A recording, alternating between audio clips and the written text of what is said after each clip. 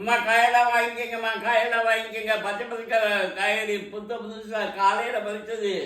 கத்திரிக்காய், வெண்டைக்காய், வாழைக்காய், அவரைக்காய், கேரட்டு, நூல்கோடு பாருங்க. பார்க்க பசுமையாக இருக்கு. தக்காளியை பாருங்க, தளதளன்னு இருக்கு. முள்ளங்கியை பாருங்க, வாழைக்காயை பாருங்க, உருளைக்கிழங்க பாருங்க, ஊட்டி உருளைக்கிழங்குங்க.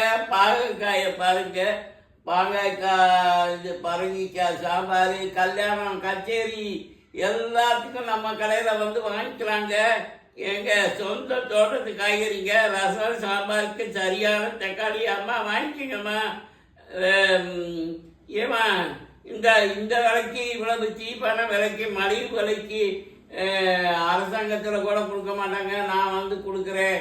ஏதோ பொதுநலம் கருதி நம்ம வீட்டு தோட்டத்தில் காய்க்குதுன்னா நீங்கள் வந்து வாங்கிக்கோங்கம்மா. இந்த பரங்கிக்காய், நூல்கோடு, கேரட்டு, சத்தான கேரட்டு, உருளைக்கிழங்கு, அவரைக்காய், கத்திரிக்காய், தக்காளி தக்காளி தக்காளி தக்காளி. என்ன மாறீங்களா? என்ன போனால் வராது, பொழுது போட்டா கிடைக்காது. என்ன சொல்றீங்க? காய்கறி விற்று போகணும். அதுக்கப்புறம் ஐயே வாங்கலையே அப்படின்னு வீட்டுக்கு போய் வருத்தப்படாதீங்க.